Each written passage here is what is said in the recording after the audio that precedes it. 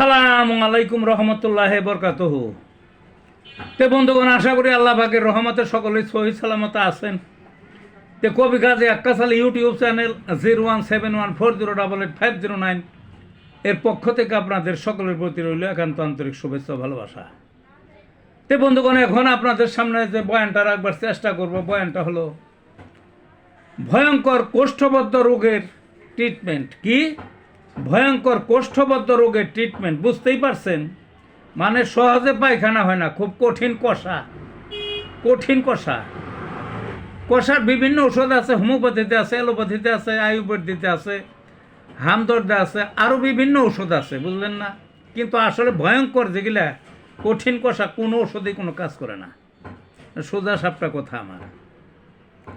অনেকেই তখন কি করবে, ওই ইউসুফগুলোর ভুসি খায়, গরম দুধ খায়, বেশি করে শাক খায়, বেশি করে সবজি খায়, তারপরে ওই এক গ্লাস গরম পানিতে একটা লেবু গুলা খায়, কত কিছু খায়, কোনোটাই কাজ হয় না। আগেই তো বলছি আমি। একদিন 2 দিন এইভাবে করতে করতে 7 দিন 10 দিন চলে যায়, কাজ হয় না।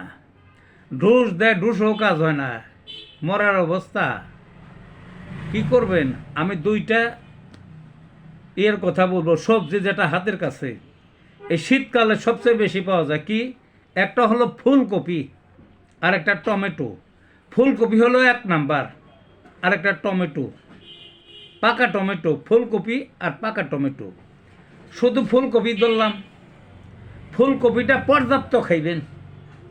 আপনার ভাজি খাইতে পারেন, মাছ দিয়ে রান্দা খাইতে পারেন, লাবড়ায় রান্দা খাইতে পারেন, ডাল দিয়ে রান্দা খাইতে পারেন, তারপরে চপ বানিয়ে খাইতে পারেন। একভাবে খাইলেই হয়, বেশি করে খাইবেন, দেখবেন যে পায়খানা হয়ে গেছে, ক্লিয়ার হয়ে গেছে। আর ফুলকপি যদি না পান, তাহলে টমেটোও কাজ করে, টমেটোতে, পাকা টমেটোতে, কিন্তু ফুলকপির চেয়ে একটু কম। ওটা পর্যাপ্ত খাইতে হয়, বুঝলেন না? একেবারে ভালো পেট যার ঠিক মতো পায়খানা হয়, সে বেশি করে কপি খাইবেন, দেখবেন যে পাতলা পায়খানা হয়ে গেছে। আর যার কঠিন ভয়ঙ্কর কোষ্ঠবদ্ধ, সে খাইবেন বেশি পরিমাণ, দেখবেন যে নর্মাল হয়ে গেছে। বহু পরীক্ষিত। কাজে ভালো থাকুন বন্ধুগণ।